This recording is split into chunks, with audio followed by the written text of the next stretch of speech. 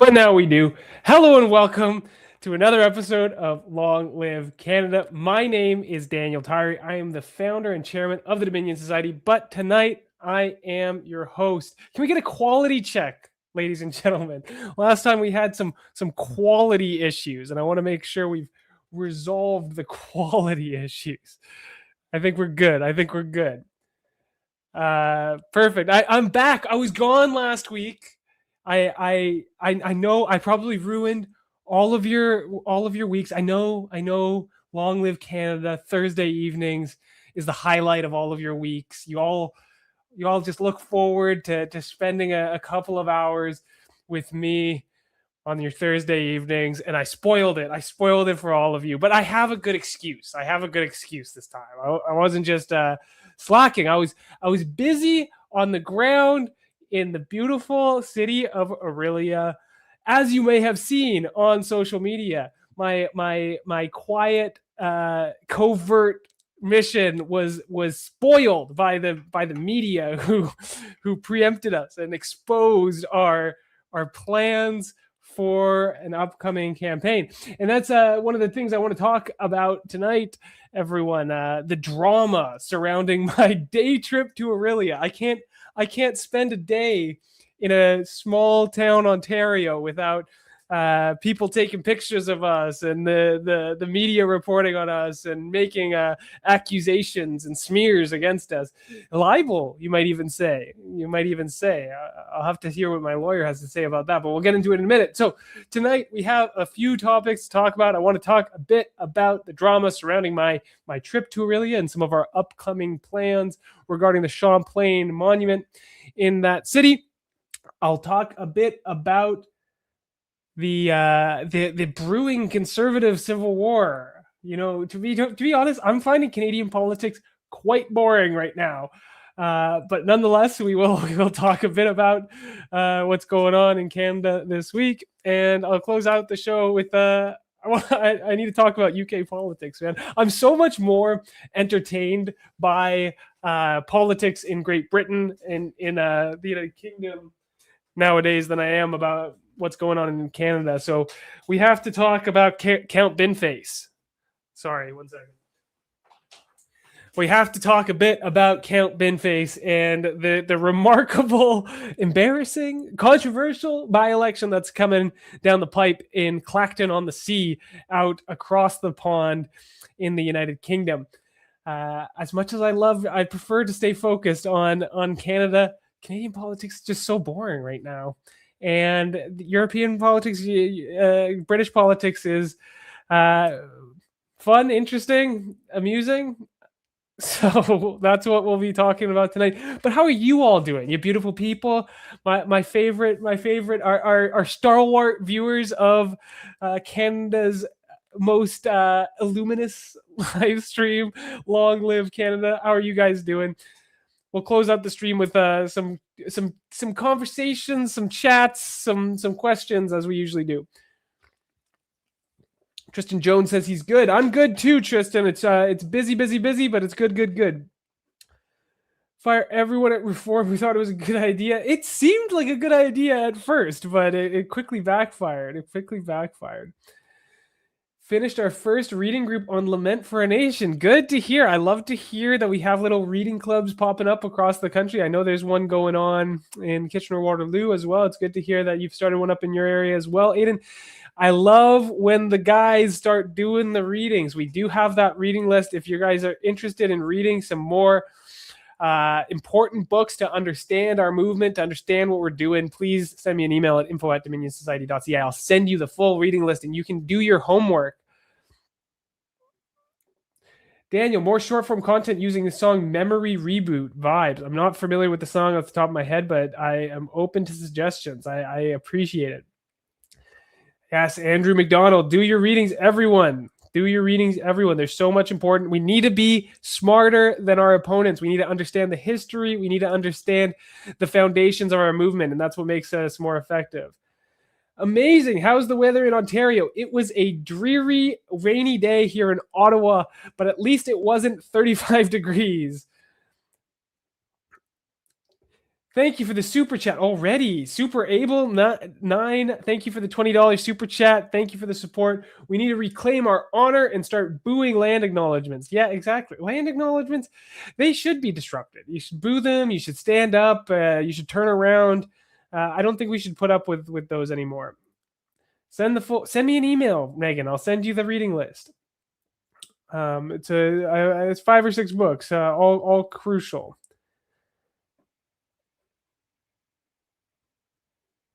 I love that poster. Conserve what? It's iconic. It's iconic. Who missed that big op? It's one of our most viral moments.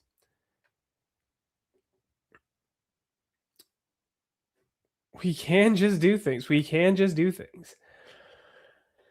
Yeah, exactly. We need the reverse land acknowledgements. When we get in power, we're not just going to abolish land acknowledgements. We're going to acknowledge the real founders of Canada, not the First Nations people, although they did play a role.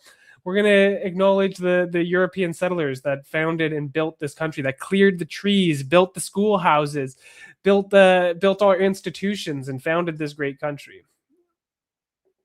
You're the man, Tyree. You guys are too kind. You're too kind, too kind.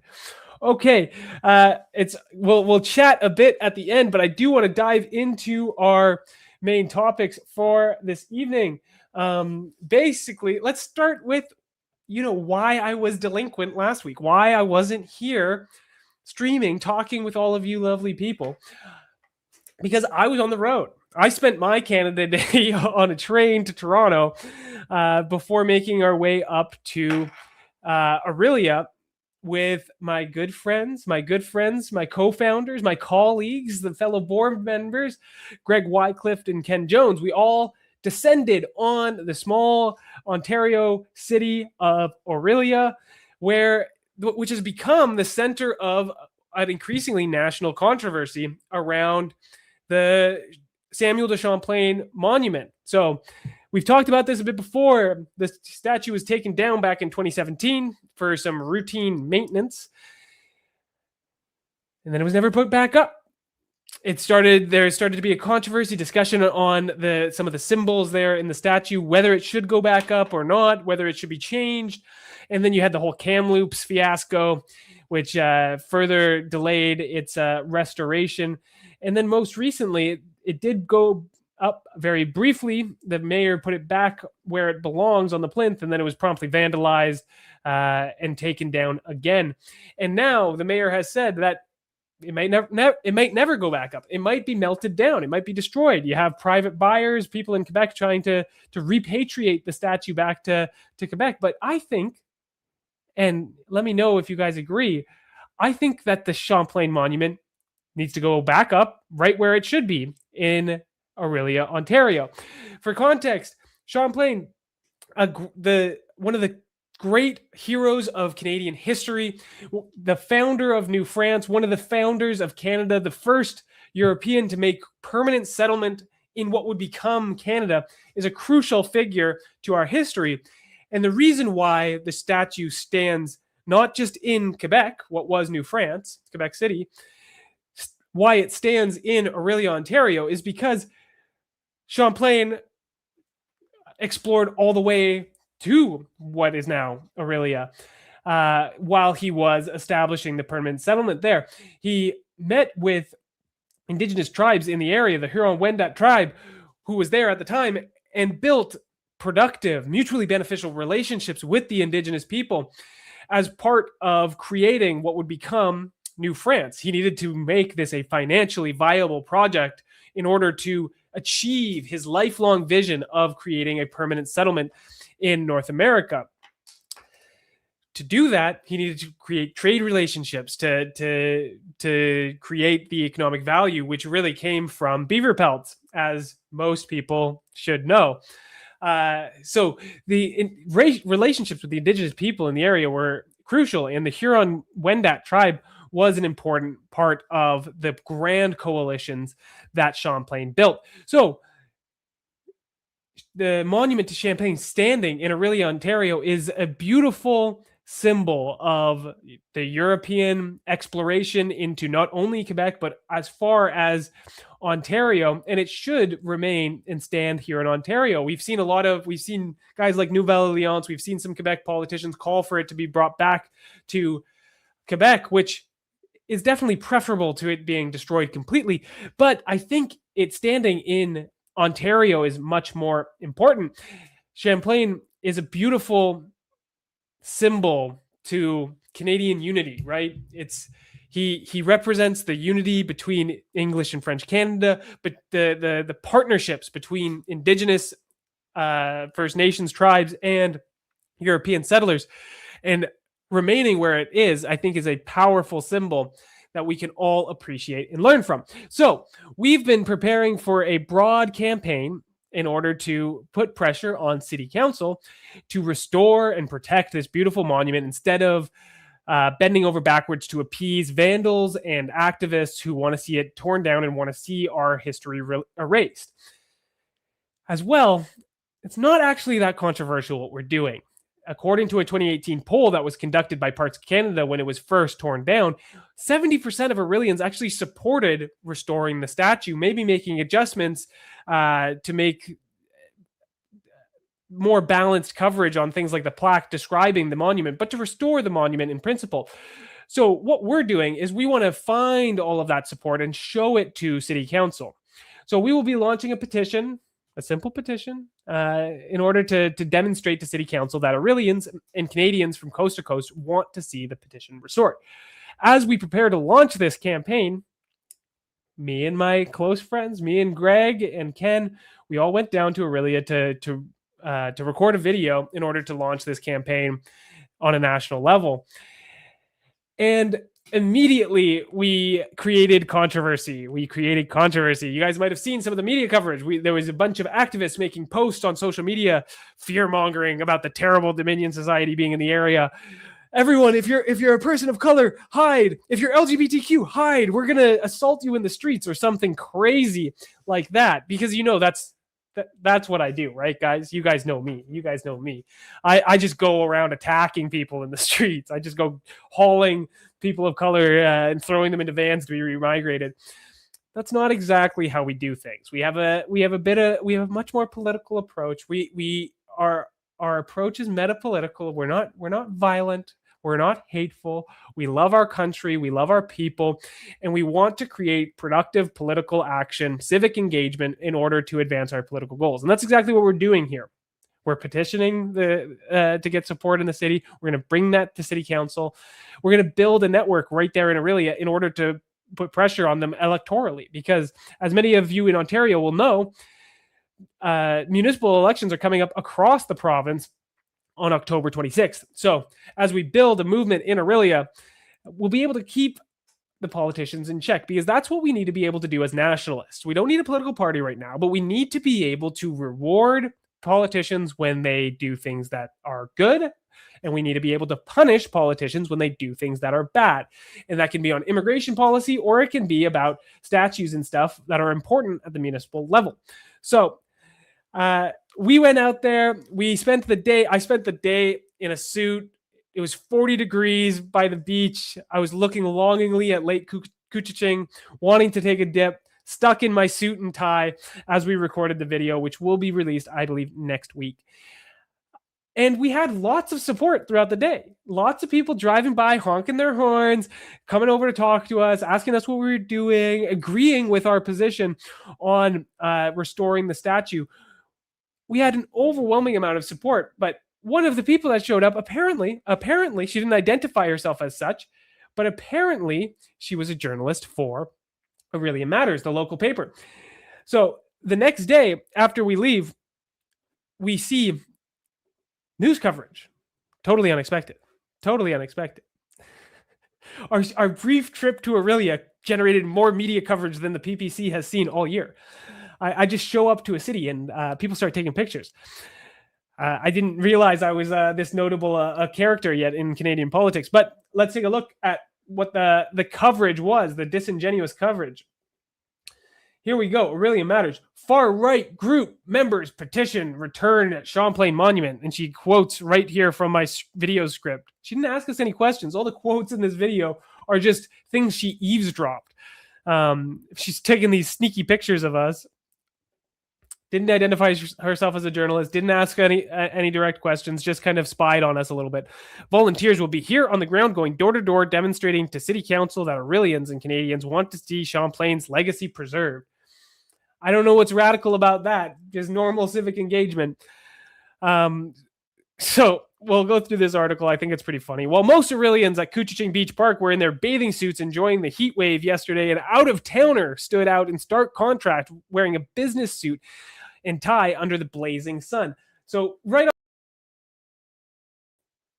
I thought this was incredibly amusing because she flags me as an out-of-towner in a business suit in an effort to delegitimize me, right? Which I think is hilarious because these people are trying to vilify me for my politics, which is inherently that the Canadian people are a unique people who just deserve a homeland and to be able to control our political destiny. So I frequently delegitimize the positions of foreigners in our country, and these people vilify me for that position, yet they clearly understand this kind of nativist sentiment as soon as it's convenient to them. He's an out-of-towner. He doesn't deserve to have a position on what's going on in Orillia. So I find that quite amusing, quite hypocritical that these people think my positions are unacceptable, but they effectively use the same ideas when it's convenient to them. As well, I am the spokesperson for the Dominion Society. We do have members across the country, including in Orillia, who do agree and want to see this monument protected. So yes, I am coming from out of town, but I do represent people in the city. I do represent a popular opinion within the city, which does not have a voice properly within the city council. And we are coming to help organize the people in the city that agree that the monument should be protected. So to try and delegitimize me as an out-of-towner, I think is quite amusing. But I can appreciate people getting their backs up to protect their home turf. That is very much what I believe in at the end of the day. Standing atop the empty Champlain Monument plinth was Daniel Tyree, founder and chairman of the Dominion Society, a far-right group which proposes mass deportations or remigration of foreigners from Canada. We're making a video. We've been at it all day. That's the one question she asked of me. It says Greg's were there, and then they even accuse us of a crime. They say members of the Dominion Society were the ones who removed the tarp off the Champlain Monument under cover of darkness earlier this summer. They are known to be the culprits. Because they posted a video of members dressed in black uncovering the monument just days before the monument was removed and placed into neutral storage. The men posted the insignia of the Dominion Society on the fence surrounding the monument. The OPP told Orillia Matters at the time that they were investigating the incident. And I want to be very clear, this is libel. Our organization did not do that. This was not a Dominion Society event. We didn't even actually post it on the internet. Someone else posted it. I think I shared it on Twitter because I believe in protecting and saving the monument to Champlain. So I think I did retweet the video that I saw on my newsfeed. But this was not an official Dominion Society operation. This is not something that we know anything about. And in fact, the OPP, who may or may not be doing an investigation in this, hasn't even reached out to me or the Dominion Society in any way, which suggests that even they realize that there is no substantive evidence connecting us to this act of vandalism, regardless of what I think about it. So to have Orillia Matters, who had a reporter show up, not identify themselves, not ask us any questions, publish an article in which they don't reach out to us for comment, and explicitly make a very clear accusation that we committed a crime, saying they are known to be the culprits, which we are not, or else the police would be taking action against us, is straight unlawful defamation. It is libel. And I will be in contact with Orillia Matters. So very shocking reporting there from this small town paper. Tyree is the former executive director of the People's Party of Canada, founder of the Dominion Society, yada, yada, yada. Hilarious. They cite Wikipedia here. Is this serious journalistic standards, citing Wikipedia? They quote from my video, the monument must be restored, his legacy must be protected, future generations must be allowed to learn the history it represents. Samuel de Champlain represents our shared history, it represents the relationship between English and French Canada.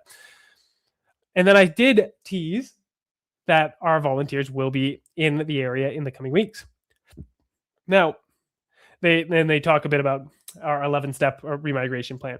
So not only do they expose that we do have an upcoming volunteer operation, which we do, and it is going to be excellent. I'm not going to spoil it yet, but we will be rolling out things very soon. But they also included this poll at the bottom. Should the city allow Dominion Society of Canada volunteers to go door to door in Orillia? And this is absolutely shocking. Should the city allow us to go door to door? First of all, the poll should say, should the city prevent Dominion Society from going door to door? Because we don't need the city's permission to do door knocking. We don't need the city's permission to put pamphlets in people's mailboxes. That's completely lawful, normal civic engagement. We don't need anyone's permission to do that. And in fact, they can't ban us. That would be an infringement of our political rights. So I don't know what Orillia Matters is getting at, saying, should the Dominion Society be allowed to go door to door? This is absolutely absurd. And these people are like, they think they're the good guys, right? Should we stand up for freedom and protect people from these harmful opinions? But really what they're advocating for is discrimination based on people's politics. You might not agree with me on everything, but what we're advocating for here is to restore this important monument, a position that is agreed upon by 70% of Orillians. And you're saying, should me and my organization, our volunteers, be prevented from going door to door to find people who agree with us in order to bring that to council? This is not radical at all. It's literally collecting public opinion in order to put it more direct pressure on the city council. How would you like nationalists, people that you disagree with, to engage with the political system? We're not advocating for violence. We're not advocating for hate. We're not advocating for anything. We're going door to door, getting people to sign a petition. It's crazy. But, people came to our support. 80% of people engaging with the poll said, yes, we should absolutely be able to go door to door. So I think the people spoke pretty loudly, pretty clearly about what we think about that. So you would think that we would just get one article, right? Even one article is a lot for us just going on a day trip to Orillia. But no, it did not stop there. It was followed by not only one, but two letters to the editor. Two letters to the editor. The first one we have from what's her name? Brianna Grantham. And she says, letter, guilt by association tactics undermine public discourse. So she actually comes out to our defense. So this is great to see from the folks in Orillia. Story frames peaceful petitioning, door-to-door advocacy, and calls to reinstall the statue as inherently suspect because certain individuals are involved. So it's great to see people already coming out to our defense. I'm writing in response to the recent article, which exemplifies the very bias and guilt by associations tactics that undermine fair public discourse in Orillia and beyond. The piece opens by spotlighting Daniel Tyree and associates in dramatic terms, a man in a suit on a hot day, far right linked to mass deportations, advocacy, trucker convoy, blah, blah, blah, while downplaying and omitting the broader long-standing community desire to preserve a significant piece of shared Canadian history. Samuel de Champlain was a foundational explorer whose voyages and alliances helped shape New France and the early relationships between European settlers and Indigenous peoples. The monument in Couchiching Beach Park has stood as a symbol of that complex history, one that includes cooperation as well as conflict. Many Orillians not affiliated with any political fringe simply want this tangible link to the past returned to its place rather than hidden in neutral storage. They value historical education, continuity, and public art that reflects Canadian Canada's founding narratives, including French English heritage, explicitly mentioned in the video. Yet your reporting frames peaceful petitioning, door-to-door advocacy, and calls to reinstall the statue as inherently suspect because certain individuals are involved. This shifts blame onto ordinary citizens who support historical preservation. It implies that wanting Champlain's legacy protected makes one complicit in unrelated policy views on immigration. This is a classic smear tactic, associate a reasonable position, preserve public history with the most unflattering labels possible, and suddenly legitimate debate becomes far-right agitation. The article mentions past controversy, vandalism, and council decisions, but fails to grapple evenly with why so many residents across the political spectrum have supported returning the monument over the years. History is not erased by pretending monuments don't exist. It is confronted through context, education, and open discussion. Tarring petitioners as extremists discourages civic engagement and chills free speech. Orillia deserves balanced journalism and separates the message, restore monuments for historical reasons, from individual messenger. Conflating the two poisons local discourse and disrespects the many innocent residents who simply want their community's heritage back in plain view. Beautifully written letter. Thank you, Brianna. It's very brave of you to come out and support us. I know this might have attracted some slings and arrows, so I very much respect locals getting involved, speaking up, and saying what we're doing is reasonable and justified. I absolutely agree with Brianna. If you're going to vilify organizations like the Dominion Society or activists like us who are just getting involved in the normal civic processes, doing politics, what I think I would describe as the right way, is just going to have a negative effect. If you can't do things the way we want to do things, you're going to push people further into the fringes. You're not going to shut this down. You're going to get more and more radical alternatives if you reject our kind of moderate message and our moderate tactics. So I very much appreciate the support from folks like Brianna. It's very brave of you to step out and put your neck out there and stick up for what we're doing. And again, this kind of civic engagement is important, and this is why the Dominion Society exists, because this sentiment exists all over Orillia, but they're completely disorganized, right? There is no central group to get everyone organized, to create things like a petition, to create media content and advertising that's necessary to raise awareness for what's going on, to collect people into a single force to put pressure on politicians. This is how our democracy works. Politics has to be about more than just voting every 4 years. It has to be about consistent engagement. And to do that properly, we need institutions, we need organizations to get people coordinated in order to have these to pressure and keep politicians accountable. And the reality is the average person can't do this alone, right? They're busy. They have work. They have children. They have a lot on the go. They don't have time to write op-eds and come up with political strategies on how to preserve this monument. And as a result, things keep getting pushed left and left and left because they're more organized than people on the right or people in the center or nationalists or however you want to put the divide nowadays. So that's what we're bringing to the table, right? They try and vilify us for our most radical positions.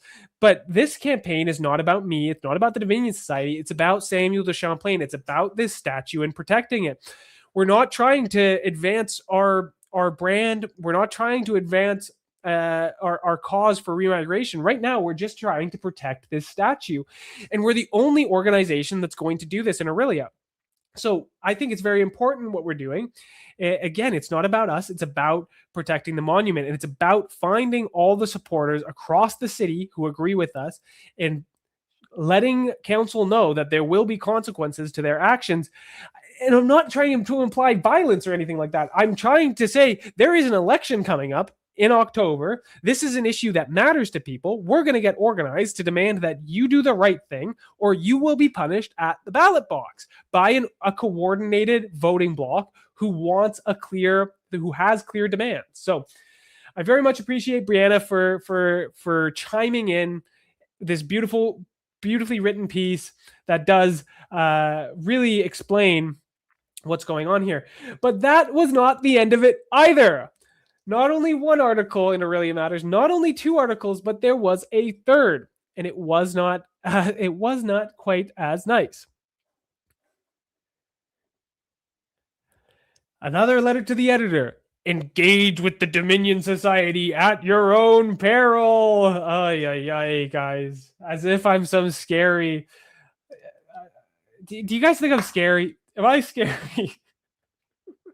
People get such radical ideas about me because they don't even want to engage with me. They want to look at a couple of screenshots, a couple of clips, a couple of quotes or something like that, and they get me cooked up as some boogeyman when I'm a pretty nice guy. I'm pretty reasonable. I'll talk to people who agree with me. I'll talk to people who disagree with me. Engage at your own peril. Here's what she had to write. If you don't want your views about the Champlain Monument conflated with the views of the far-right Dominion Society white nationalist group, tell them to go away. This is obviously a direct response to Brianna's op-ed. So it says, if you don't want your views about the Champlain Monument conflated with the views of the far-right Dominion Society white nationalist group, tell them to go away. Don't engage with them when they come knocking. Condemn their views loudly and with clarity. These door knockers represent a group of bigoted, anti-immigration, pro-remigration, white-only men. White men only. White men only. We're not even. Megan, you're in the chat. Megan, you're in the chat. Are we white men only? There's women in our organization. There's old people. There's young people. There's a lot of white people for sure. There's not only white people. We got people, all sorts of people who agree with us. Anyone can sign up for the Dominion Society as long as they're 16 years of age or older and they're a Canadian citizen. That's the restrictions for joining the Dominion Society. It's not only white men allowed. We have lots of women involved. We have lots of men involved. We have people from different backgrounds that just are tired with mass immigration. Yeah. Megan Chu says we have Asians there, bro. I think we have a few Asians watching right now. There's lots of people that agree with us, and that's because we don't advocate for removing people based off of ethnicity. We believe in reversing the damaging impacts of mass immigration that have happened primarily over the last decade, which do come from a few source countries that are very dissimilar from Canada, which happen to be non-white countries. But to say that our organization is white men only is just factually not true. It's just factually not true. Where were we? They are in Orillia because they know there is controversy about Champlain Monument that seems to have devolved into a right-left issue. Orillia is ripe for the taking, they believe. This is not what I believe. I don't think Orillia is ripe for the taking. I'm not trying to take over the city. I just want to see this statue protected. And lots of Orillians agree with me. So it's not about taking over the city. It's not about right-left either. Like, I'm not coming in being like the liberals are doing it, the left is doing this. I'm just saying city council is not doing what's right.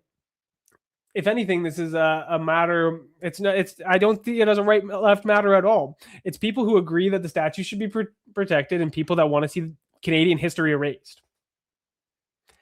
And I don't think it's good to erase history. I think history should be remembered and respected. I don't think every chapter of Canadian history is perfect. I think there can be a wide array of opinions on all sorts of things that have happened throughout history. But we do not improve our country by forgetting our past. This is something communists try and do all over the place. They always try to cut us from our roots. And this has happened in Canada. Right? They always try and cut us from our roots. And this is exactly what they're doing here.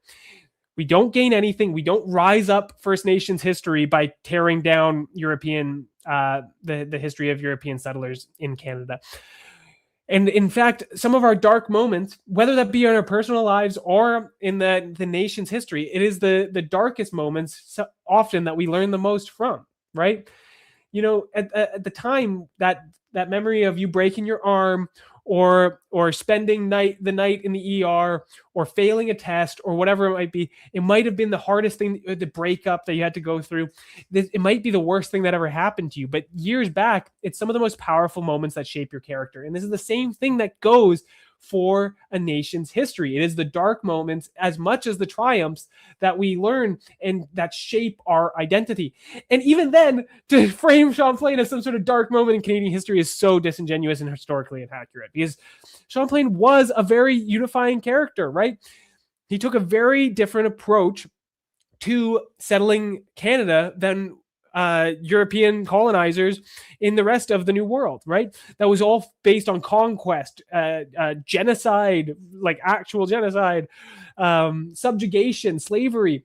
This is not what Champlain did. He took a very different approach. Champlain's such a cool guy, right? Before he came to Canada, he was a spy in the Spanish colonial system where he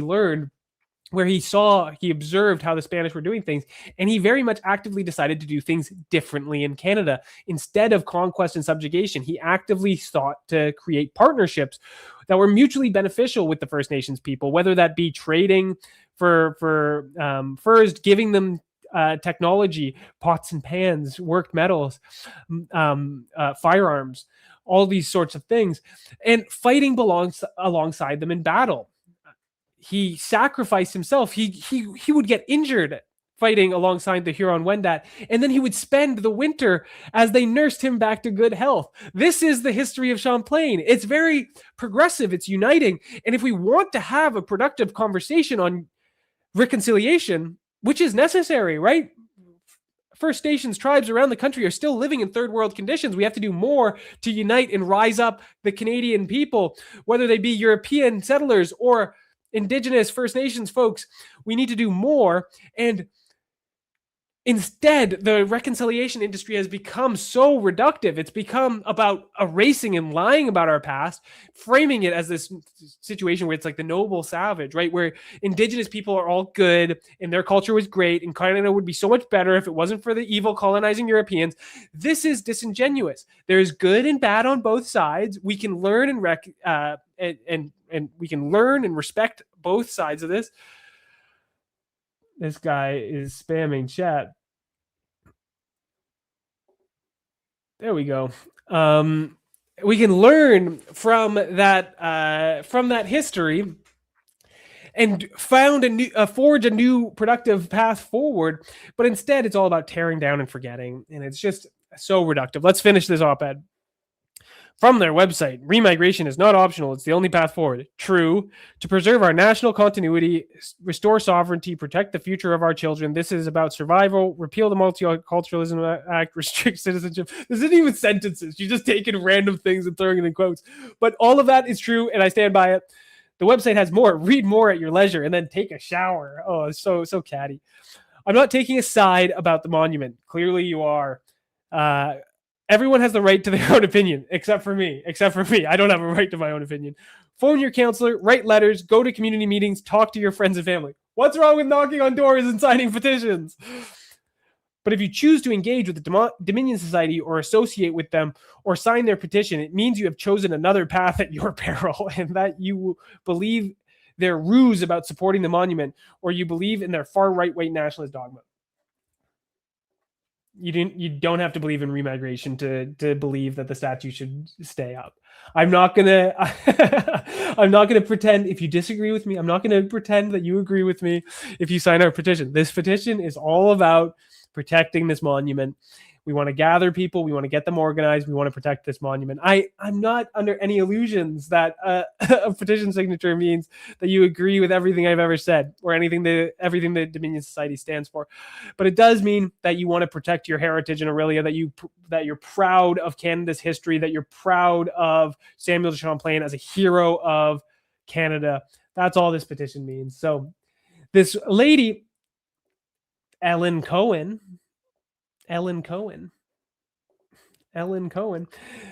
she has a lot of assumptions that she makes about us based off of some things. So, but we have to look into Ellen Cohen. I'm noticing a few things. So I look into Ellen Cohen in Orillia, and I find article from 2024, newly formed inclusive Orillia aims to be a beacon of diversity. So Ellen is actually the founder and president, board member of a DEI organization. What's it called? It's called Inclusive Orillia. So she wrote this op-ed back in 2024. During the past decade, Orillia and the surrounding communities have grown not because of any kind of baby boom, but because people have come from larger cities or other countries in search of a good life. people are fleeing the big cities because of immigration related pressures, because immigration has pushed them out of their own communities, driven up the cost of housing, made their communities less safe. So they're fleeing for whiter areas like Orillia.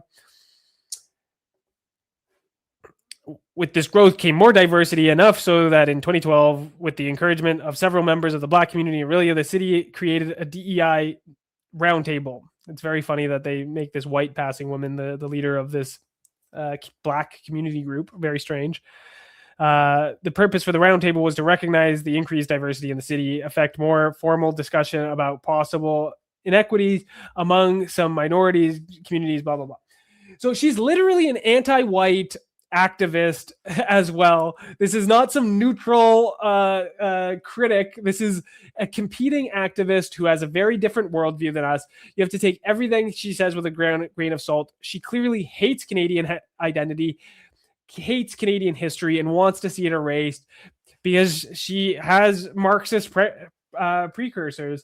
That's very clear from her DEI organization. So there's the story on Ellen Cohen, who's trying to vilify us, get us prevented from engaging in normal civic activism. I will say the trip to Orillia was quite enjoyable. I had never been before. We just spent the day there, but it was a nice day by the beach. It's a beautiful location, Couchiching Beach Park. It is definitely lacking a massive statue to a great historical figure, but it's a beautiful beach. We have lovely engagement with people. It's still very Canadian up there. We stopped for some lunch by the beach there, and the little stall, the little fast food stall, was actually run by two young Canadian girls, little teenagers running their summer jobs. I was like, what the heck? Get these students out of here. We need to replace these with Indians ASAP. We can't have young white girls serving fast food. This is Canada in 2026. Get some temporary foreign workers in here ASAP. It's nice to see that there's still bastions of Canadiana that exist here in Canada. I'm looking forward to spending some more time in Orillia. I'll be back, Ellen. I'll be back. And we're going to show you that people support Champlain. It's not about the Dominion Society, but people support the cause that we are a productive political force in this country that's just getting organized, and we're just going to be more and more powerful as we continue to grow. And this is another great example of what we're looking to do things. We're not just going to show up at city council meetings. We're not just going to do demonstrations. We're going to do broad campaigns to raise awareness, to put pressure on politicians, and to achieve the vision for our future, which isn't just about remigration. It's about remembering and respecting and understanding Canadian history, Canadian heritage, and Canadian identity. And figures like Champlain are so important to understanding that. So that's most of the controversy. There's one last thing I want to laugh about here before we move on. Holy moly, 45 minutes talking about this. 45 minutes talking about this. So the other funny thing is, towards the end of the day, we're talking with people there, and they were like, I actually heard that you guys were here. I found it on Facebook. What? We spent the day recording the video. We weren't scrolling on social media and stuff. People are like, I heard about you on Facebook. So I start looking up Dominion Society Orillia, trying to see what I can find. And there was an activist that was making a big show on Facebook, and it's quite funny to read, to be honest. It's even funnier. When I first saw this post last week on Thursday, this woman's name was Crystal Brook. She has since changed her name to make it very clear that she has First Nation roots. It's now Biwabik Nibikwe. So Crystal has changed her name. I'm not sure what to call her, but we'll call her Crystal for simplicity and to avoid any butchering of her name. So she made this post, and this is, real fans will recognize that this is the back of Mr. Greg Wycliffe. So Greg and I got out bright and early to Orillia. We made the trip down from Toronto together to Orillia. We got there bright and early at 8 a.m. and we stopped to have breakfast at a diner. And as we were leaving, clearly they took a picture of Greg, and she made this post warning everyone, warning. every one of our presence in the area. She says, "Hey, everyone, just so you know, if you see anyone around town that is wearing this shirt or anything with this symbol on it, please know that this is the crest of the Dominion Society, and they are not a safe person to be around." So one, that's not the crest of the Dominion Society. The crest of the Dominion Society is our two lions.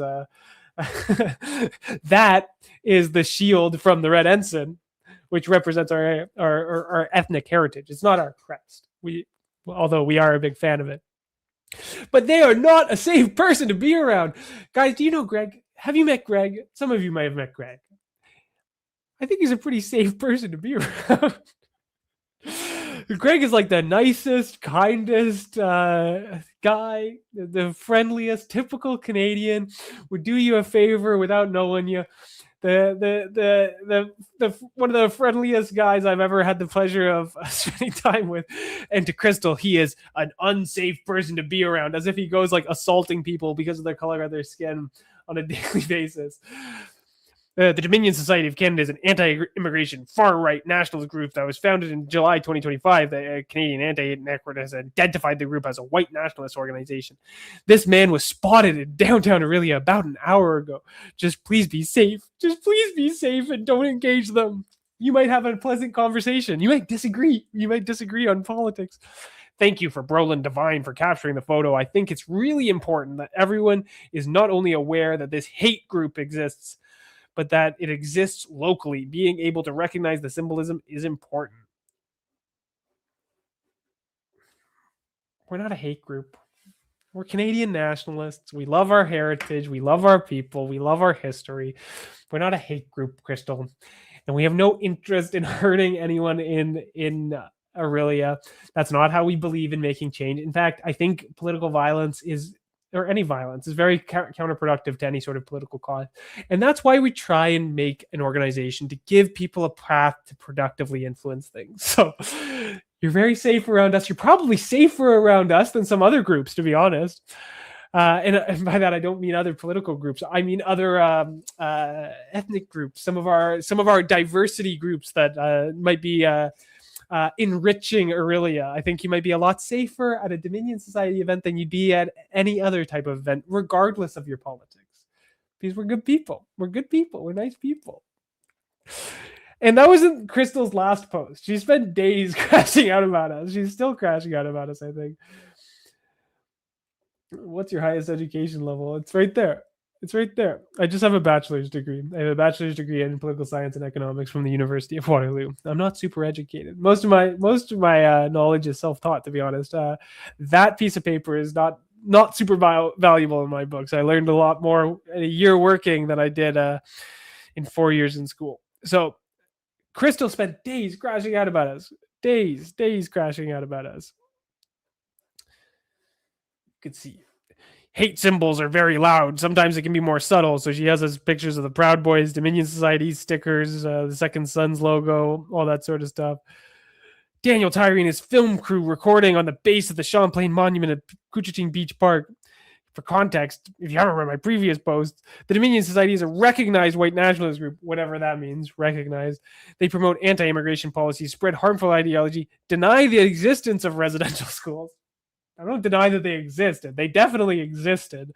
We just might have different opinions on their purpose or their efficacy. And actively target minorities within the Black, brown, and LGBTQS community. What do you mean? What do you mean, Crystal? Actively target? What do we do? We don't actively target anyone. We post on social media. We spread our posters. We put flyers in mailboxes. There's not a lot of active targeting here. You make it sound like we're attacking people in the streets. Absolutely crazy. So she says, please write to the Orillia Mayor and urge them to denounce this hate group now operating within our city. They want, as a direct result of the mayor's actions and harmful statements about the Champlain argument, accountability is needed. They need to denounce us. They haven't denounced us, so that's good. And then she made this bigger post, and I actually thought this was interesting. This is the last thing I'll read on this post. I don't want to go all day about Crystal. Yeah, exactly. Ken and Greg have names. They're not just my film crew. I hate the disrespect. Even the first article, it referenced Greg as a YouTuber. He's not just a YouTuber; he's a co-founder of the Dominion Society. These guys, like that's how much your research goes. You can just go on our website. We have a whole about page that introduces myself, Greg, and Ken. Sure, I'm the only one with a Wikipedia page, and that's clearly all the research that they've done. But Greg and Ken, they're not just a film crew; they're the co-founders of the Dominion Society. Come on. So she puts this other post with a picture, an old picture of me. Guys, look at old baby Daniel, before I got all nice and chiseled, guys. The embarrassing old days. Thank you for the super chat, Saskatchewan guy H2G, $7. Any members in the prairies? Yeah, we have like 200 members or something in Saskatchewan alone. We have lots of members across the country. You have to get involved. Lots of members. Thank you for the super chat. So this old picture of Daniel pre Dominion Society Daniel. We try and forget those days. So she says the People's Party of Canada had some pretty significant internal issues happening after the 2021 election. So much faith was placed in their leader, Maxime Bernier, and he did not live up to many's expectation in the election following one in 2025. The party made significant gains in the polls in 2021 when I was in charge, by the way, but never won a seat in parliament. They were only able to get 5% of the popular vote. Pretty good, actually, in the federal election, which was disappointing for many PPC members. The PPC was, as a whole, only received less than 1% of the popular vote in 2025 after I left, the worst result ever. Following the drop in national support, Bernier finished fourth in his own riding in Beauce, Quebec, which added to the overall feelings of disappointment. Which added to the overall feelings of disappointment in the party's membership. There was lots of frustration being expressed with this regard into the disappointing poll numbers, as well as the direction of the party leadership. Bernier began pivoting from the initial libertarian approach to politics that received internal backlash from some of his members to denounce racism.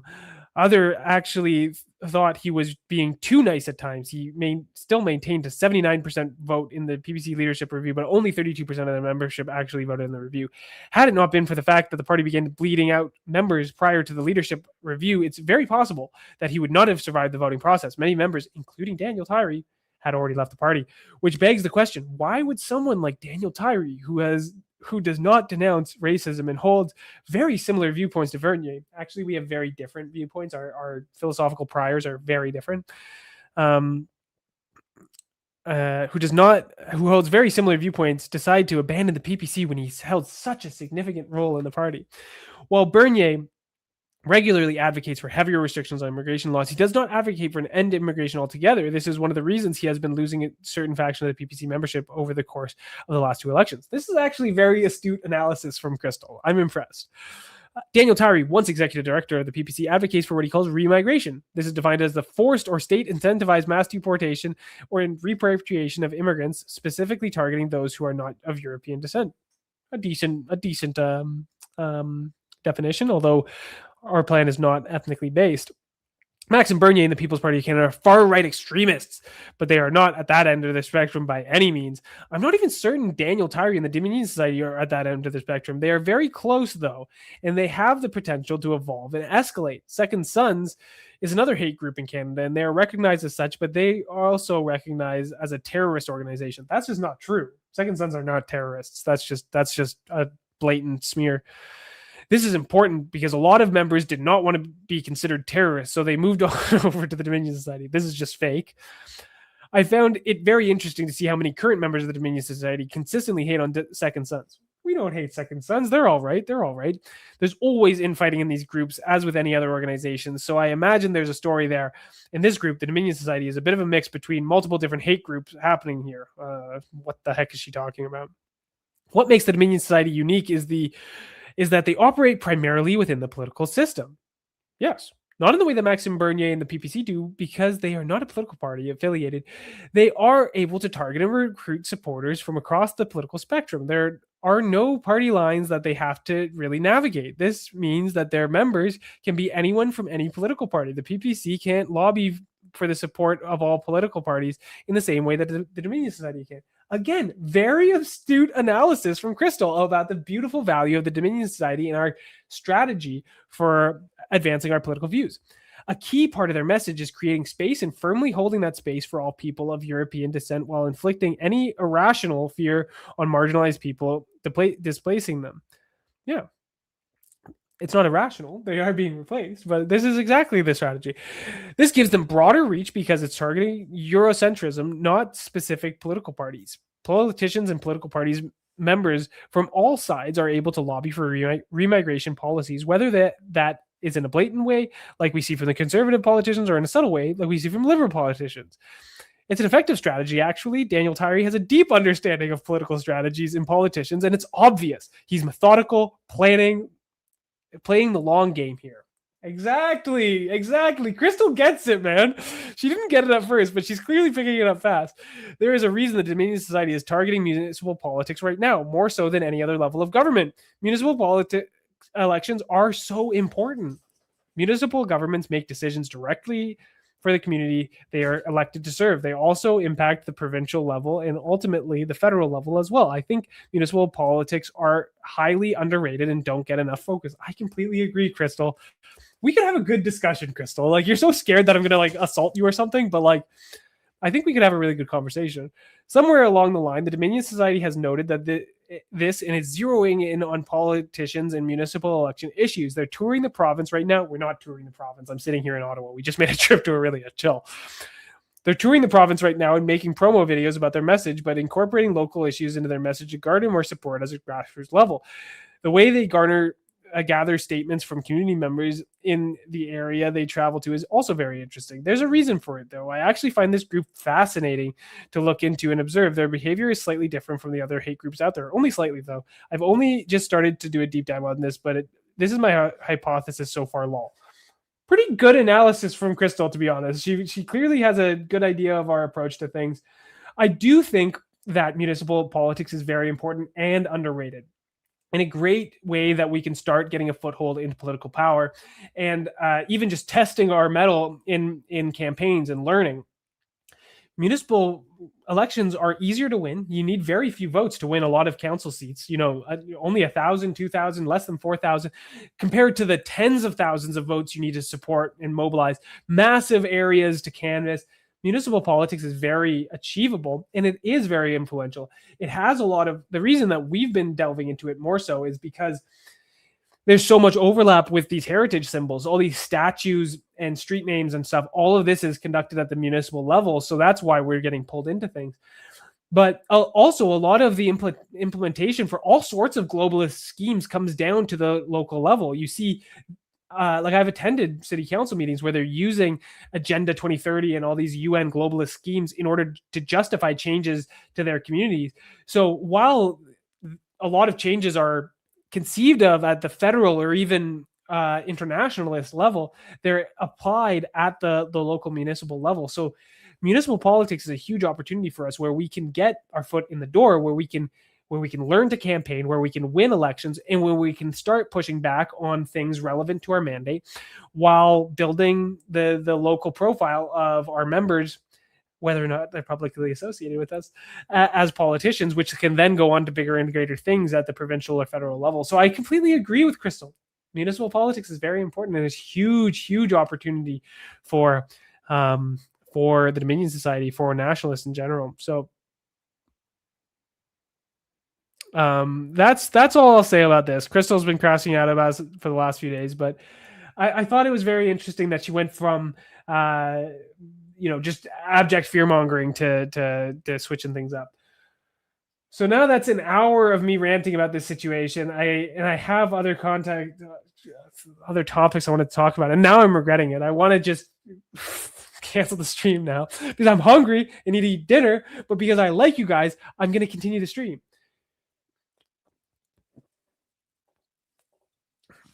Thank you, Daniel. We got some 07s. Thank you, Patton 22442 for your support. It's my pleasure to serve. I have watched Rupert Lowe on the Joe Rogan podcast. I don't want to do a full reaction of it, to be honest.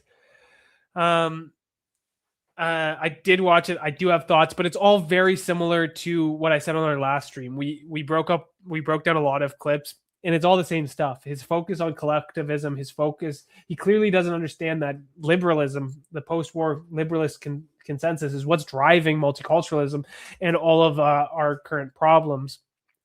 Instead, he thinks we need more individualism, that we just need to do liberalism right. No, what we need is collectivism for our own side. So that's my quick thoughts on that interview. You can find more details in my last stream. I can continue eating while on stream. Come on, Megan. I need to cook my dinner. It's like, you think I have some? I can't just what? Come on. I'll just switch to my phone and I'll live stream while cooking dinner.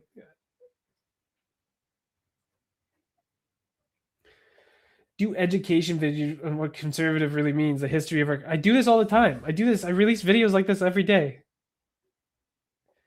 Daniel, when are you gonna live stream playing League? I can't. I'd be too embarrassed, guys. I haven't played League in months, and I haven't actively played in years.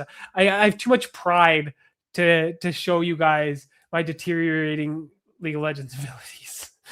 So maybe some other game sometime that I wouldn't be so embarrassed to play. But I don't have much time to game now. Too busy trying to take our country back. The true nationalist continues to stream regardless of dinner plans. I'm hungry, Aiden. I'm hungry. I need food. I've been working out hard. I'm on the cut, and I'm late for my meal. I'm going to get grumpy. Cunningham Bear is here. Welcome, Cunningham. Welcome, Cunningham. He's way later than I am. Cooking with Dan. I actually love to cook. Little known fact about Tyree. He is a very talented cook, a very passionate cook.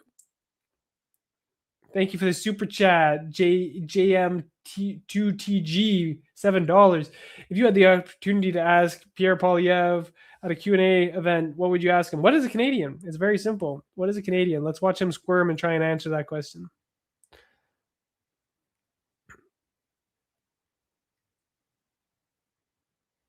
Long live Canada, expanding into cooking streams. Right now my can we see Arthur?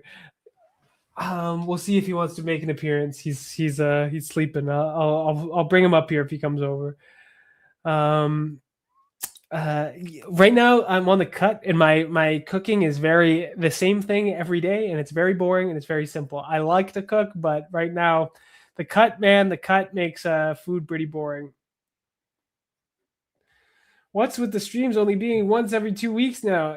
I'm busy. I'm busy, guys. I'm busy. I'm sorry. I would like to stream every week, but there's so much going on. Don't you want me to grow the Dominion Society? Don't you want me to advance the mission? The streams are just a fun thing on the side. We have bigger plans that might be less glamorous, that might be, more behind the scenes, but they're very, very important. It's very, very important. The work I should be doing right now. I should be organizing the Orillia campaign. Guys like Seb are waiting for me to pull the trigger on an email, get the campaign started.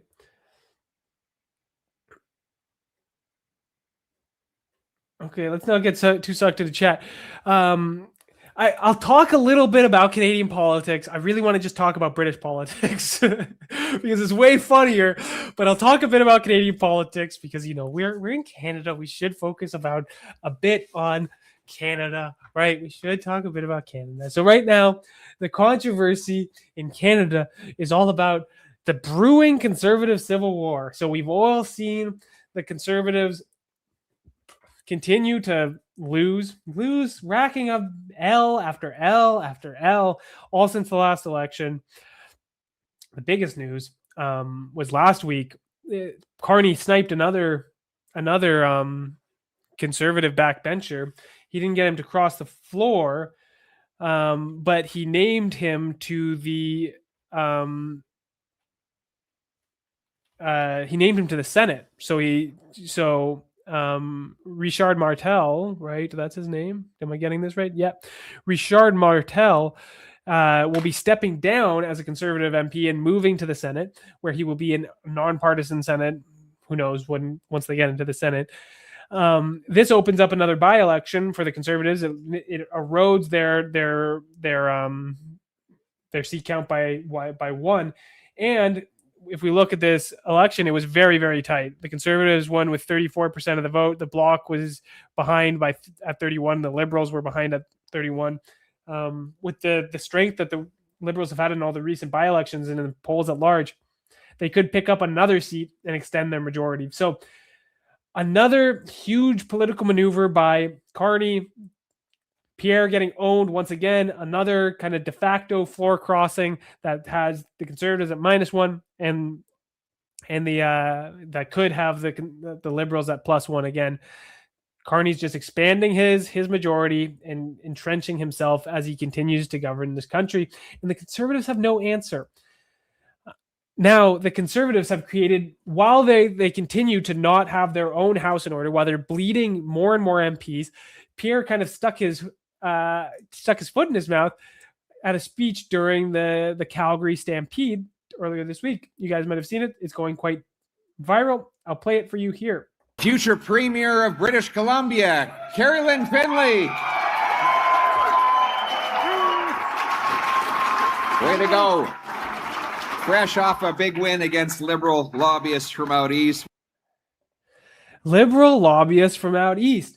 So if you're not terminally online like me and you don't know what he's alleging there, he's talking about the BC Conservative race, which came down to Carolyn Finley, who won, versus Carolyn Elliott. And Carolyn Elliott, her campaign was run by Corey Teneycke, who, is not technically a Liberal lobbyist. He is a lobbyist, but he is kind of the puppet master behind Doug Ford, the ostensibly conservative leader of the Premier of Ontario. So she had a team run by Corey Teneycke of a bunch of pretty well-known conservative operatives, many of which worked for Pierre himself. Now, people will know that there is a frosty relationship between the federal Conservatives and the Ontario Conservatives, between Pierre Poilievre and Doug Ford. But this goes right to their relationship with Corey. But Pierre's comment here has started quite a firestorm. A lot of the people who were former Pierre Poilievre staffers, guys like Anthony Koch, are unimpressed with being called Liberal lobbyists as Pierre struggles to form any sort of winning coalition within the broader capital C conservative movement. So this has started a firestorm on X. You're not a conservative. You're not a conservative, between all of these guys. This superficial argument, which I find all really ironic, because ultimately Pierre is the one that's not really a conservative, right? Like, he's calling people liberal lobbyists and all this stuff, but like, Pierre is fundamentally a liberal, right? He might call himself a classical liberal, but he is a liberal, right? He believes. What does the Conservative Party stand for? And this is why they can't win against Carney. They believe in a more responsible government. They believe in a smaller government. They believe in cutting taxes. They believe in cutting red tape. None of this is ostensibly conservative, right? This is all small L liberal. This is all classically liberal. It's not conservative. It doesn't do anything to conserve our identity, our culture, or anything. He is fundamentally a liberal. For him to go around and calling people liberals and fake conservatives and this and that, I think is pretty disingenuous. But it started a sort of civil war in the conservative movement. We have Brian Lilly in the Toronto Sun. Does Pierre Poilievre actually want to be prime minister? So he goes on here where he's like completely unconvinced that Pierre is even trying to become a conservative leader. You saw Anthony Koch respond in the National Post. Anthony Koch, I'm a conservative who wants to win. That doesn't make me a liberal. You have the Conservative Party of Canada breaking at the seams.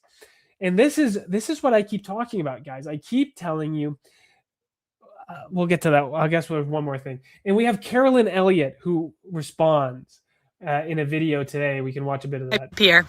Caroline Elliott here. I voted Conservative my entire life. I voted for you in your own CPC leadership race. My family and friends donate to you at my encouragement. I've attended events and knocked on doors for you.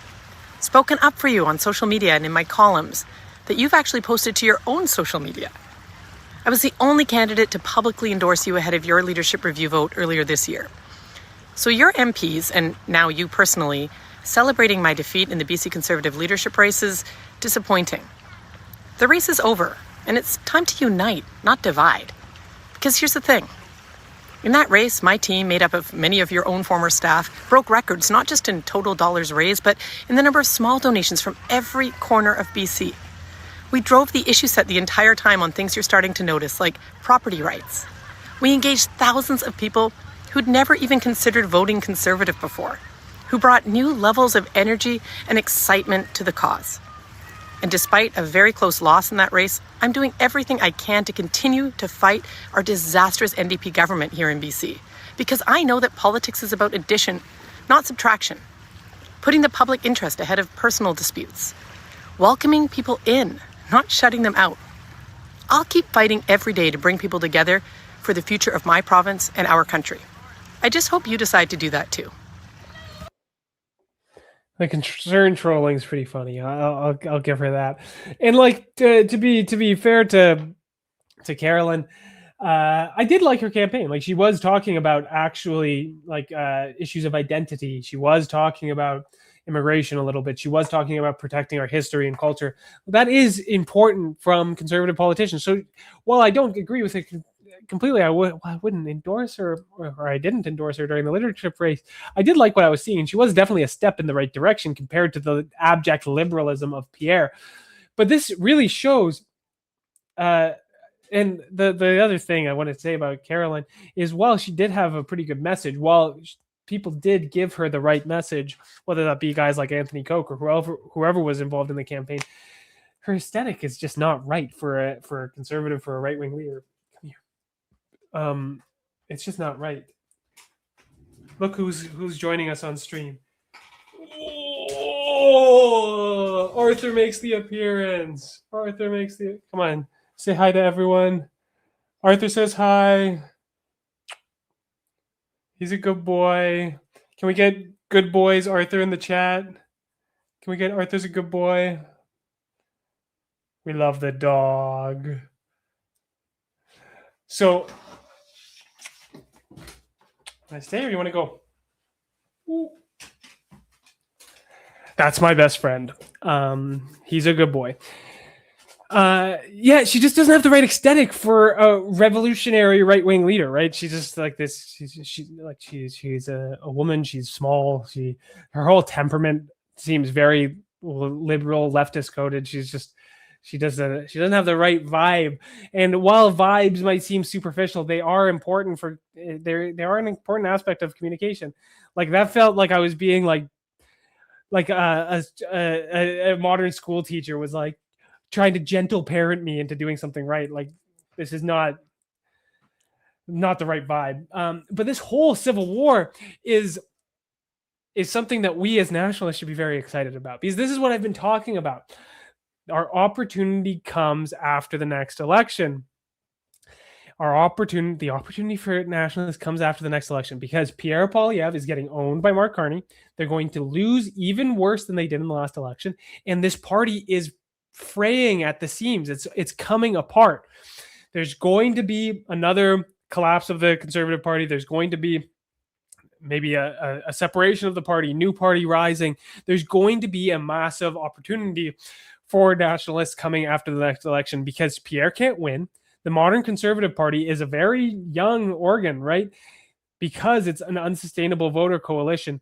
And we as nationalists are the only ones with the message that can unite Canada, that can actually win, because we're willing to grapple with the actual problems facing our society, which is multiculturalism, which is this internationalist liberal system. And the solution is nationalism. The solution is remigration.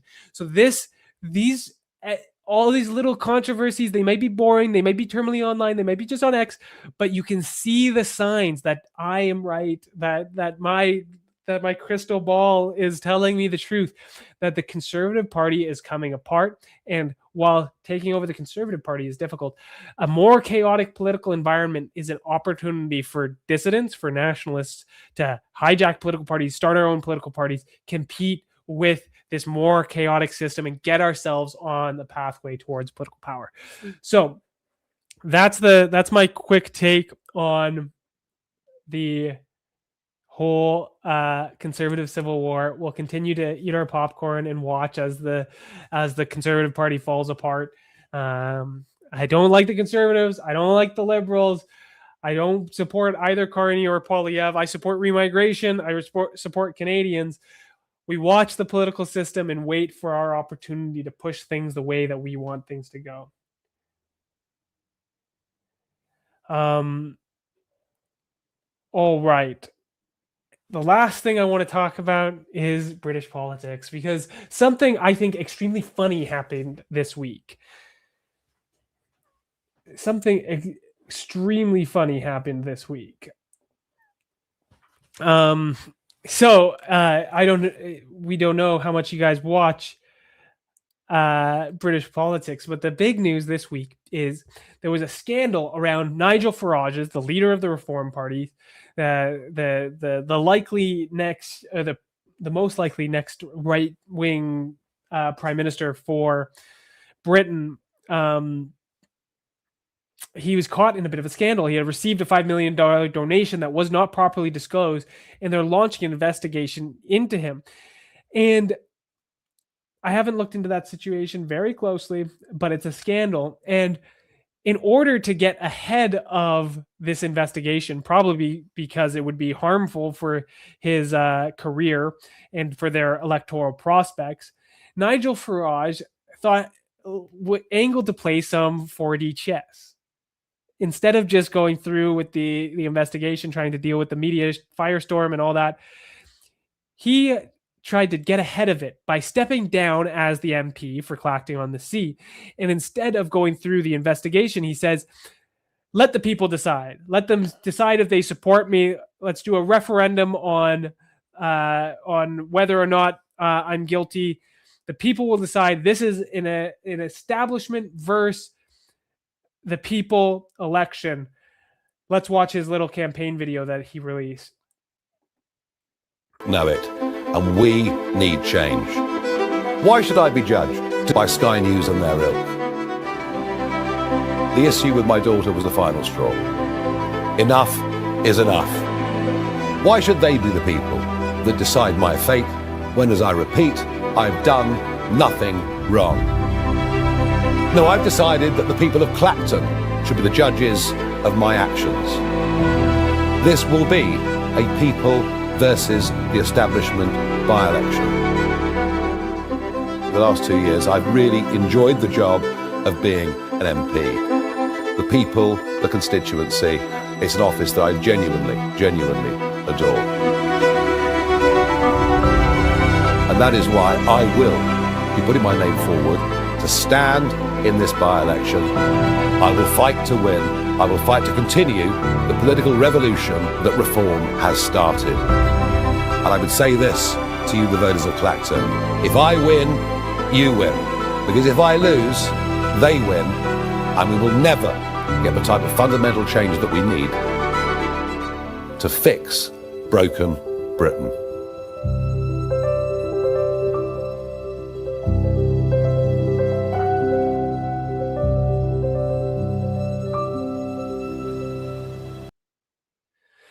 So you guys know I'm not a huge fan of Nigel, but that is an excellently produced video. The messaging is good, the aesthetics are good, and it's a ballsy play. Take the risk, step out of his seat, trigger a by-election, make it a contest between him and the establishment. It was a ballsy move, and even would have shifted the momentum, let them shift the conversation away from Andy Burnham and Labour back towards Reform in this by-election. It even puts Restore in a difficult position because they'd have to compete against Reform and likely lose. But also it would be lumping Restore in with the whole establishment. So it seemed to be a brilliant 200 IQ play from Nigel Farage.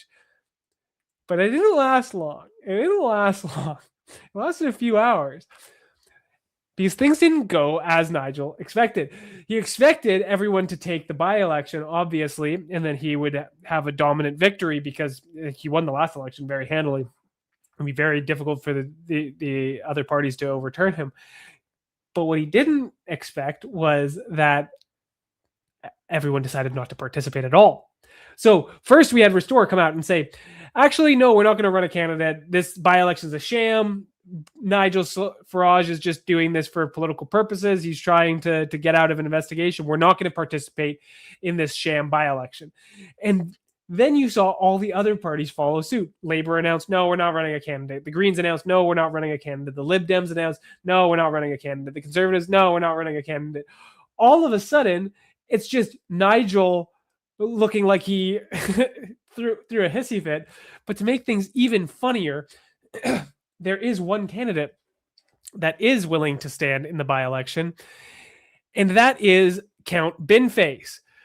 So I'm sure most people are not familiar with Count Binface, but he is a bit of a joke candidate. And to be honest, Canada has joke candidates as well, but they've got to step up their game because Binface is he's a serious joke candidate. So we have Count Binface on my way, Clacton, posting memes. This has 2 million views. The only person who can beat Nigel Farage is Count Binface. So all of a sudden, Nigel, instead of getting his big establishment versus the people by-election, he's in a meme election where it's just him versus Count Binface. And like, I can't stress how ridiculous this situation is. Like, Count Binface, he calls himself a space politician. He's some intergalactic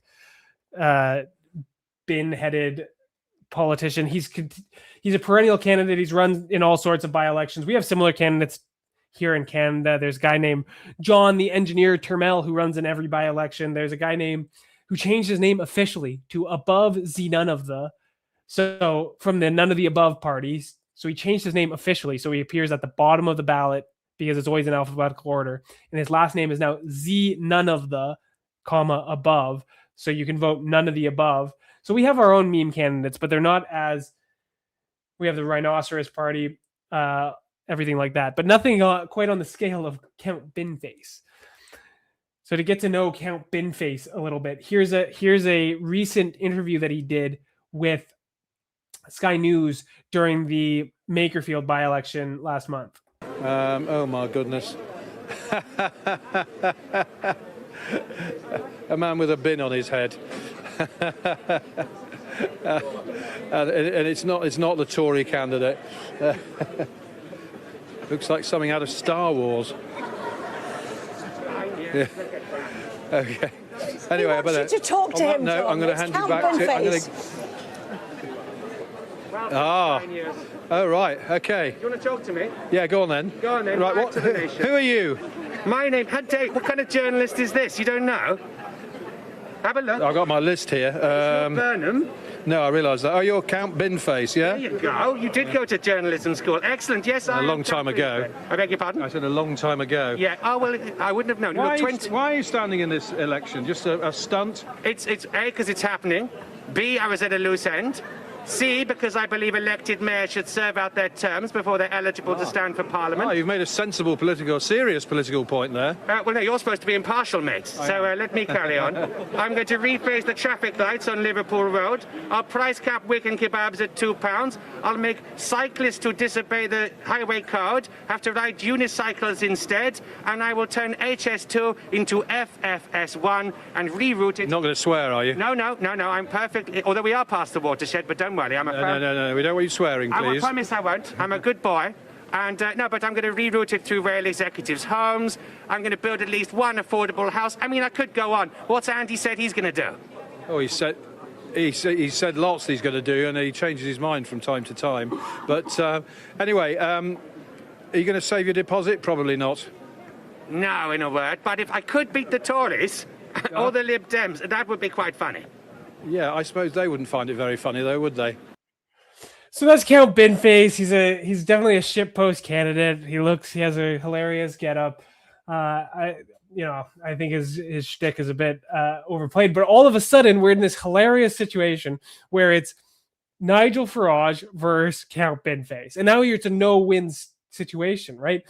His big establishment versus the people by-election. Now he's not against any establishment. He's against a meme candidate, and now people, whether they were support Restore or Labor or the Conservatives, as long as they don't like Nigel, they can get behind this ridiculous nonpartisan candidate. Could Nigel lose?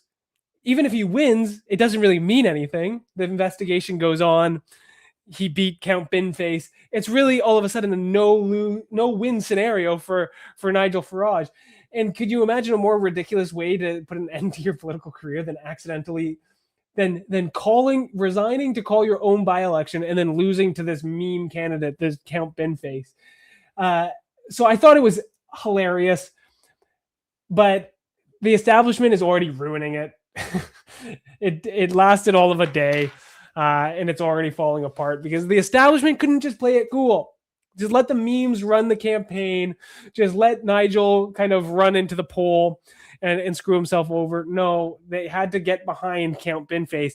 And then that ultimately creates the establishment versus the people by-election that Farage wanted. Now, all of a sudden, if everyone gets behind Binface, then he just says, look, the establishment isn't taking this seriously. They won't even run candidates. They don't take this riding seriously. They're making a mockery of our democracy. All of a sudden, Farage is back in a strong position because, like, look, we have the Telegraph covering Count Binface in a fulsome article. We have Andy Burnham, the prospective new prime minister, new leader of the Labour Party. Always worth knowing when the bin day is. All of them are coming out. This is an MP for the Lib Dems. We are keeping your seat warm for you, Count Binface. Bring it on home. Here's another MP for the SNP. Vote Count Binface. So, like, they just all come out in support for him. They had him on the BBC last night. Look at this clip. Look at the juxtaposition of this clip versus the Sky News clip. So the Sky News clip, you saw the guy didn't even want to interview Count Binface because he's not a serious candidate. We're not taking this seriously. All of a sudden, within 24 hours of Count Binface getting announced, he gets on BBC News for, like, look at this. Face joins us in the studio. Hello, Bin. Oh, it's Count, actually, it's but Count. It's lovely to meet you, Paddy, the wonderful panel, Newsnight listeners. I've come down to Earth specially to be on Newsnight, and because there are no World Cup games on, so I was at a loose end. Well, now, look, here's the thing. We know that the Monster Raving Loony Party are running as well. So do you think it's time for a Loony Bin Pact? Well, look, the fact is, if the Loonies and Farage want to fight amongst themselves for the No, I'm talking about you and the Monster Raving... I know you are. I'm making a separate point. Well, why don't you do a pact? No, I don't need a pact with anybody. I'm quite happy, thank you. Here. Well, hang on a minute, because why don't we... And indeed the SNP. I mean, it's very kind of you. I mean, these are serious times. Right. Why don't you bin off the bin on Newsnight now? We know that your name is John, and we know really a lot about you. Isn't this time, for serious times, to bin off the... So I don't even want to watch that whole clip, but, like, they're taking him very seriously. They're giving him platforms. The media is getting behind him. The politicians of the other parties are explicitly endorsing him. Like, they couldn't have just let a good thing go. Just let the bin be the meme candidate. Let the meme magic do its thing. Let the people get behind it on a nonpartisan basis. All of a sudden, they're just endorsing him as an establishment candidate, and it's just playing back into Nigel Farage's hands. They were blinded by their hatred of Farage. They couldn't just let a good thing go. The establishment has to ruin things as usual. And to just give context, people are saying they doxed him. No, people know who this guy is. He runs for elections. He has to identify himself. The man behind the bin is Jonathan David Harvey, a comedian that has worked with the BBC. He's worked for John Oliver. Like, he's just this lame establishment comedian. That's why he can get on BBC instantly, because they know him, they trust him. He's not a real dissident. If he was a real comedian, they wouldn't have him on the show to just say whatever he wants. He might actually say something based or that compromises the liberal bubble. They know he's safe. They know he's just going to regurgitate regime-approved opinions. That's why they have him on and let him do his stupid little act. So what was almost the funniest possible thing, the best way to put an end to Nigel Farage's career, The establishment just couldn't let a good thing happen. They've already ruined it. So I expect Nigel will just get elected, and then the investigation will go forward. And what could have been the funniest thing in global politics has already been ruined by the boring establishment elite. So that's the last thing I wanted to say tonight, guys. I'll take a few questions before we wrap up. Not many. As I said, I'm hungry. I'm hungry, guys. And I got some work to do before the end of the night. So I'll take a few questions and then we'll wrap things up. First question, do I know Jake Monroe? I don't know who Jake Monroe is. Is he an influencer? Is he a Canadian? I have no idea.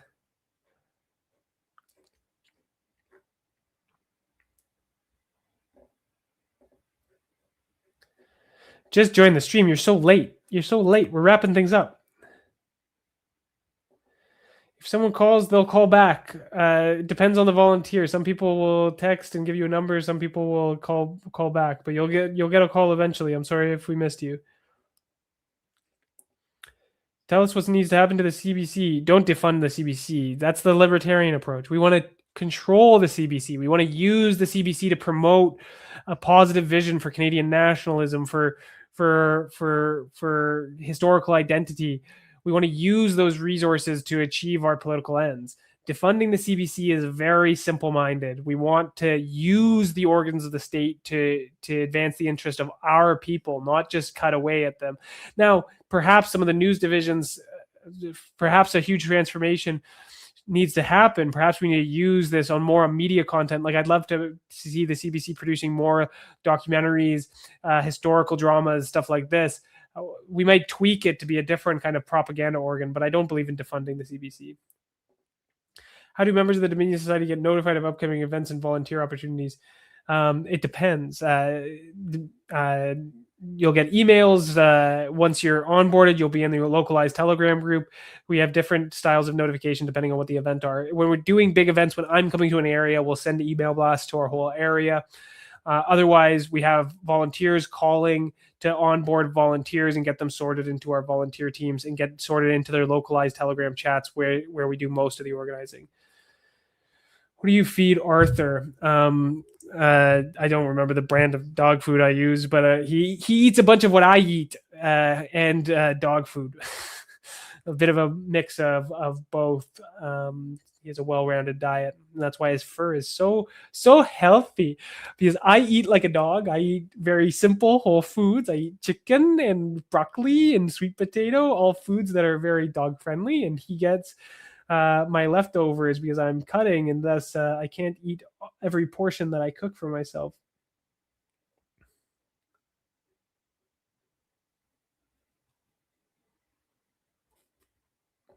Who should we vote for in the next election? That's not a decision for now, guys. We decide who to vote for or to vote at all during the next election. Right now, we're focused on pushing the Overton window, driving the conversation, making the politicians come to us to earn our vote. It's very silly to support political parties or politicians between elections. What's for dinner? It's asparagus and chicken breast and sweet potato. It's very simple. I'm on the cut. We need to lose 5 pounds before DomCon, guys. I need to be looking cut.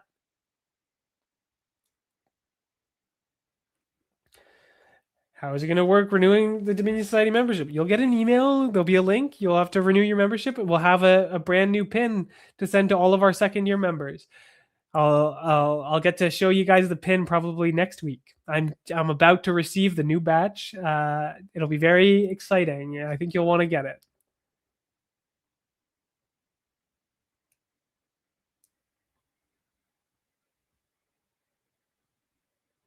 What are you going to get for dinner? I'm cooking dinner. We don't eat out very much, guys. We have to eat clean. Whole foods, no seed oils, all clean. Counting calories, staying cut, lean is law. We only eat out once in a while.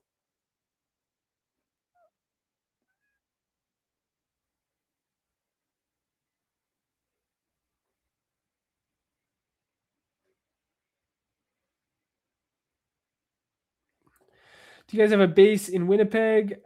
We don't have like an actual like physical location, but we do have a base of members there. Is the Dominion Society on the East Coast now? Yes, we are. We have a good team across Nova Scotia, mostly based in Halifax. We have a good team in PEI, and we're starting to get things onboarded in New Brunswick now, but we don't really have a formal team quite yet. Guys, stop arguing in the chat. Like, who argues in a live stream chat? This is obviously not the place to do stuff like that.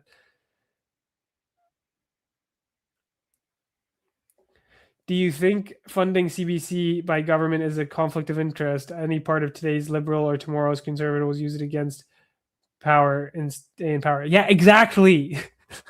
It's silly to just, we need to wield power, guys. This is a very conservative mindset that we have to cut away and minimize power, that power is somehow evil. No, we need to get into power and wield it for our own people. We're not going to destroy CBC. We're going to use CBC to promote our ideas, our message, our worldview, so we stay in power forever. That's what we need to do, guys. It's such a naive worldview. If you just cut away at power, the liberals will come back into power and expand these things, and then the window moves left and left and left and left. This is what's been happening forever.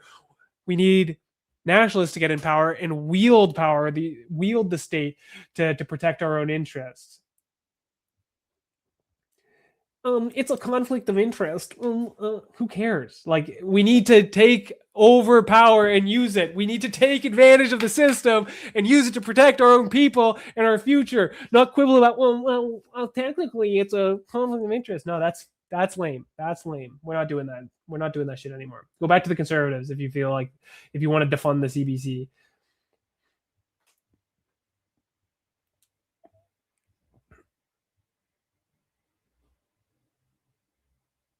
Whose signature is on the poster behind you?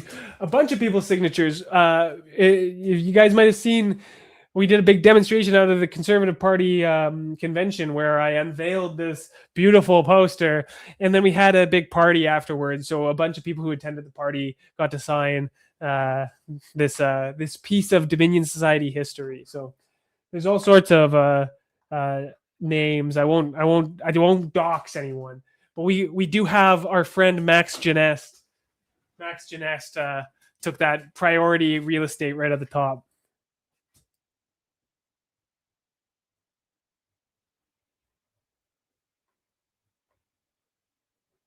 They're just subverted now. You have to completely rebuild it. Look, when we get in power, all the cringe people will be like, I'm quitting. We can't be a part of this heckin' fascism.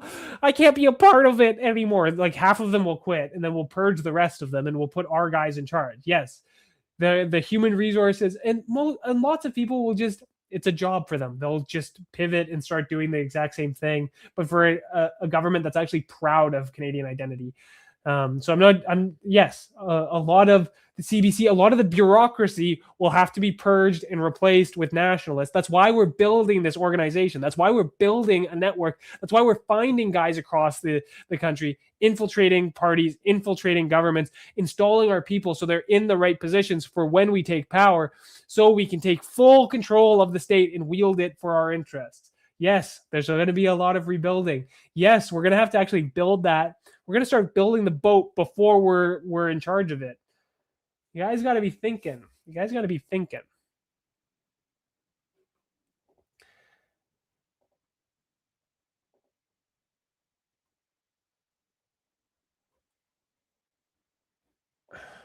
Will Poilievre survive the next election, or will he be overthrown by the CPC? I think it's pretty hard to see him getting removed, right? Right now, the only way for him to be removed would be his own party. And they need to have a letter signed by like 40 of their MPs. And then they need to have a vote where more than half of them vote to remove him, unless he chooses to step down himself. So that seems pretty unrealistic, and it's a risky play within the party that could totally ruin their whole chances if it fails. And since they don't really have anyone to rally around at this point, it's hard to see that materializing. And I don't see who there is to rally around. You have guys like Jason Kenney who are like courting the idea of it, but I don't see that working out. I don't think he's very compelling. But that would be funny because Jason Kenney hates me. And I think it would be funny if the Conservative Party leader openly hated me. How do we retake the CBC? We have to retake power. We have to control the federal government. That's how we control the CBC. There's no We can get our guys inside, but to really control it, we need to take over from the top.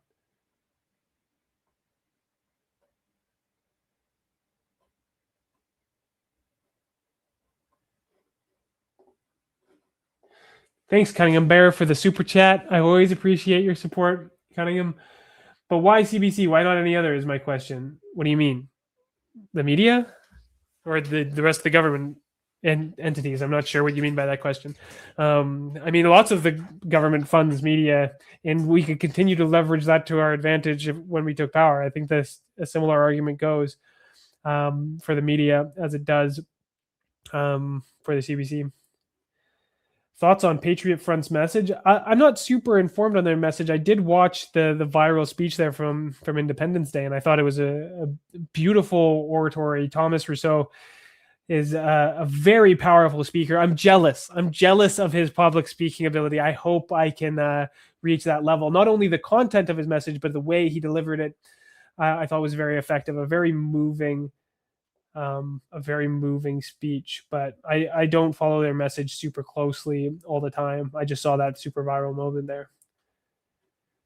What are your thoughts on organizations like Second Sons and Patriot Front and their operating tactics? Obviously I have a very different approach to how we organize things. So I think our disagreements are very obvious, but I like to see nationalists getting organized, even if it's not the exact way that I want them to. I like people getting fit. I like people getting organized. I like people getting offline and doing things in person.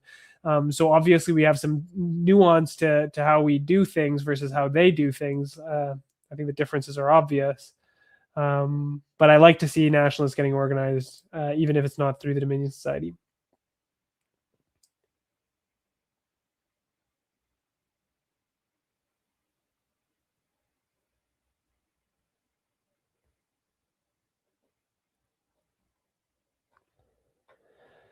Just take a few more questions and then we'll wrap this up.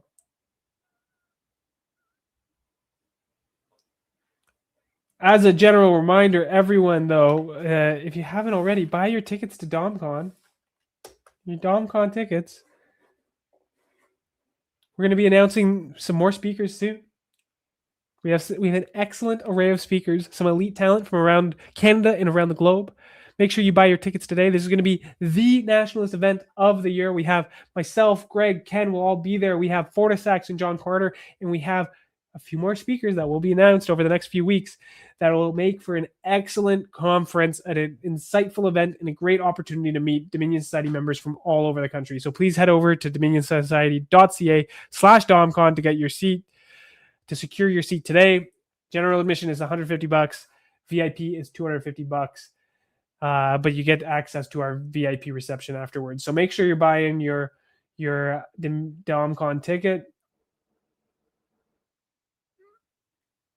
On the big picture, where on the spectrum of white pilled to black pilled are you? I don't see the point of black pilling. I think it's bad for your mental health. Yes, we're in a bad situation, but there's no point just being like, oh, it's hopeless. It's hopeless. This is all over. Because it's not all over. We can take back our country. We have truth and justice on our side. We actually just have to get involved and advance our message politically, which means we have to become the best versions of ourselves. We need to become fit. We need to become strong. We need to become beautiful. We need to do the readings. We need to become more intelligent, and then we need to become more organized. And then as a unit, we will advance our message because it is what is necessary for the future of our people. And I do think what is in the best interest of our people is always inevitable. It's just a matter of us advancing that message. So I'm pretty white-pilled in general. I thought PF is an FBI op. I don't think they are. And I don't like the Fed jacketing narrative. I don't think there's any evidence of that. And I think they advance narratives of like that to undermine actual nationalist movements. And I say the same thing about Second Sons. I say the same thing about Dominion Societies. People call us Feds as well.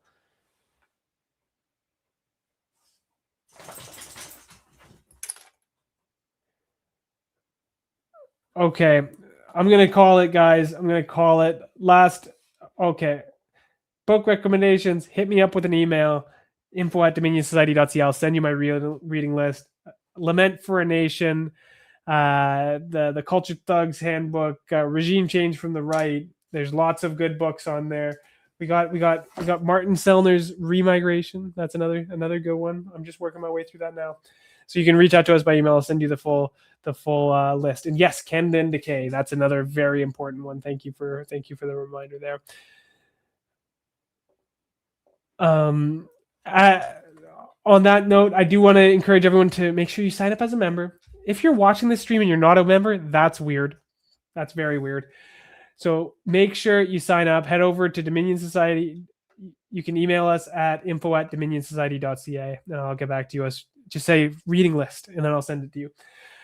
Make sure you head over to dominionsociety.ca/join. Become a member. You get your nice pin. You get your nice Dominion Society pin. You get a card, but most importantly, you get involved in the organization. You get plugged in with your local members.